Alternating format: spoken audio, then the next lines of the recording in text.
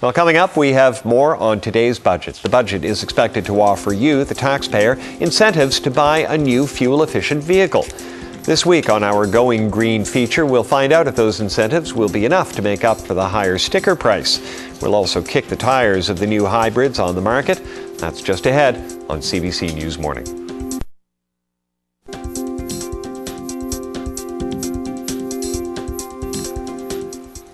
Welcome back. If you're thinking about going green with your next car purchase, well, today's federal budget may help you make that change. As we've heard, the budget is expected to have incentives to get you to buy fuel-efficient vehicles. Well, here to talk about it is the editor of thecarmagazine.com, Paul Timoteo. Paul, good to see you this morning. Thanks for coming in. Just exactly how green are these hybrid cars we keep hearing about? General rule of thumb, if you're comparing any hybrid vehicle to its sister car, its comparable vehicle, it's about 30% better.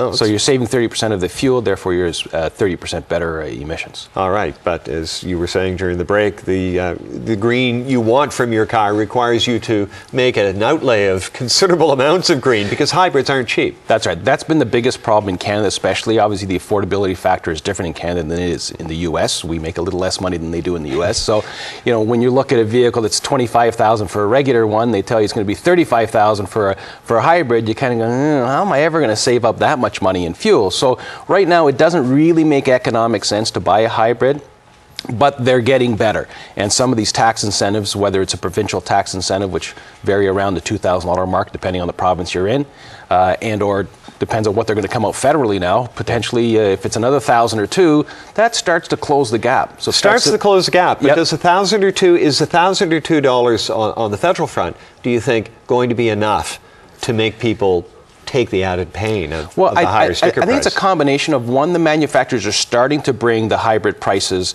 in line with the other vehicles. So right now it's a $4,000 to $6,000 premium on the average car. So $4,000 to $6,000 premium, if you're going to get a $2,000 or $3,000 tax break and you're going to save $400 or $500 a year on fuel, all of a sudden it starts to make sense. And there are some anomalies in there too. If you look at, for example, the Prius and the Camry, are automobiles that in their hybrid forms are priced the same virtually, and yet the Camry's always been seen as more of a luxury, luxurious vehicle. That's right. The Prius has kind of been the poster child for environmentally friendly car purchase, and it still burns less fuel economy than the Camry. But obviously, people are looking for comfort and that sort of thing. And so when you look at the Camry, you're not quite as green as the Prius, but it's a lot nicer car, and for about the same money. You're right. Yeah. All right. Well, hybrids may be good, but they're not the only option. There are other alternatives. Right? Oh, absolutely. Absolutely. So, for example, if you're looking at the Prius or you're looking at the Camry, well, even if you look at the Camry, get the regular Camry. The regular Camry is going to save you $5,000 or $6,000. You might lose $300, $400, $500 in fuel economy every year. It takes a long time to add that up. You know, and obviously a lot of people are also concerned about the potential cost of hybrids down the road. A fella at Nissan was just telling me it costs $12,000 to replace the batteries. Ooh, you hope you never get stuck with that bill. Yeah, absolutely, absolutely. Yeah. What about electric? Pure electric, I think, is going to take a long time before it gets here. Chevrolet just announced a Chevy Volt concept car at the Detroit Auto Show, which has a lot of promise. That may be here in 5 or 6 years. We don't know. Right. The clean diesel is a new thing that's coming out now. It's been in Europe for ages. We're finally going to start getting some of them here. Those are very, very good, proven technology, and excellent fuel economy. All right.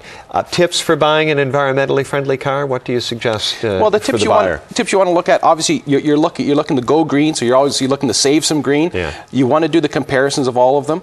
Some of them, although they may be $4,000 or $5,000 more, sometimes there are more incentives than others. There's a really good website called carcostcanada.com. That's a great website for pricing out new cars, getting incentives and that sort of thing.